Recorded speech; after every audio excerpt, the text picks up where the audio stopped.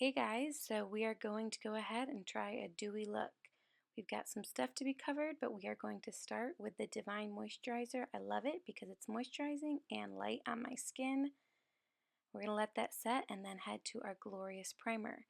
I use a pea-size amount. As you can see, a little goes a long way. Dab it on my face, rub it all in, and then we're going to let it set for several minutes. Go ahead, brush your teeth, do your hair, have at it.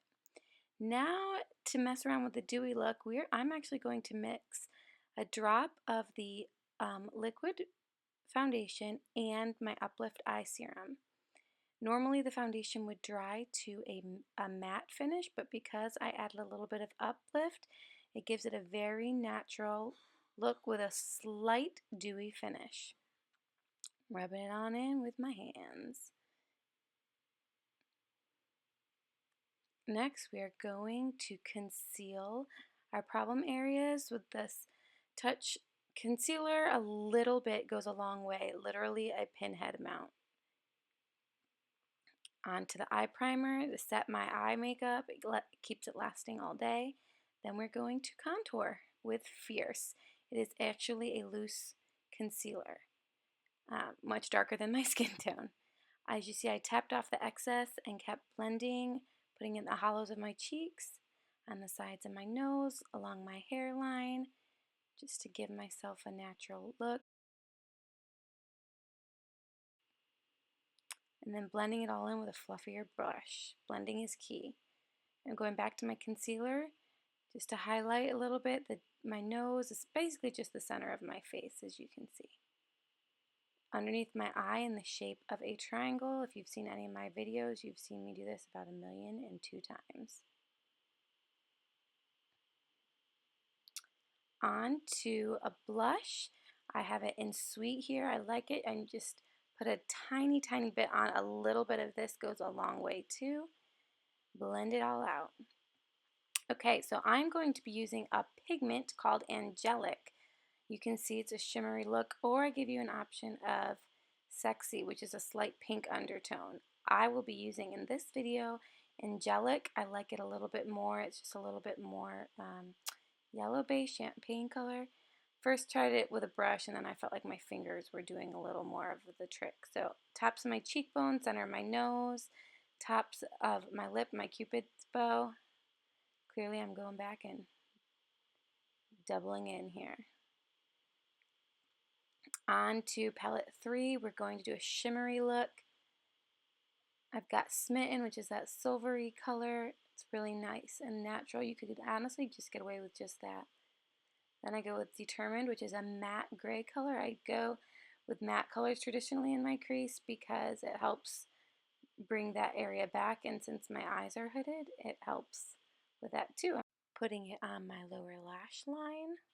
Then I am going in with a darker purple color. As you can see, I'm taking the angled side of my shader liner brush, which, side note, if you don't have, you should.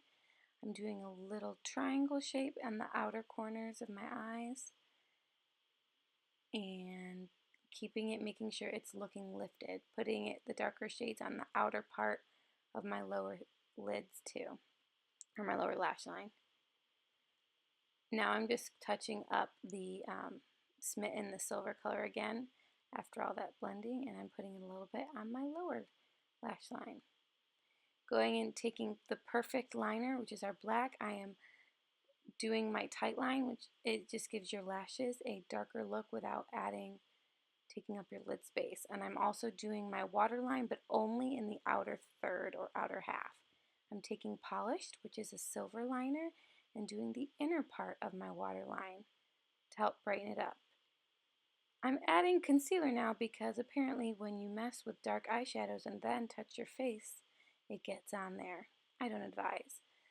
Going in and filling in my brows with our pencil. I have mine in medium. I'm just going, drawing them in real quick and brushing them out. Super easy, super quick. Apparently I want a little more glow, so I put it on the tops of underneath my brow bone, and also I wet my brush. this time and put it in those same places. That way it helped it become more pigmented.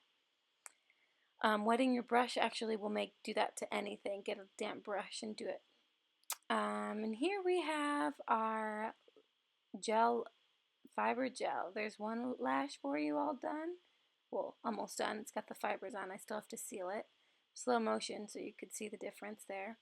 Now, while that eye is setting, I'm going ahead and doing gel on the other eye, and then I'll do the fibers on that eye as well. As you can see, I roll them on the back of my hand so I don't get as many fibers falling out, and it helps elongate the fibers.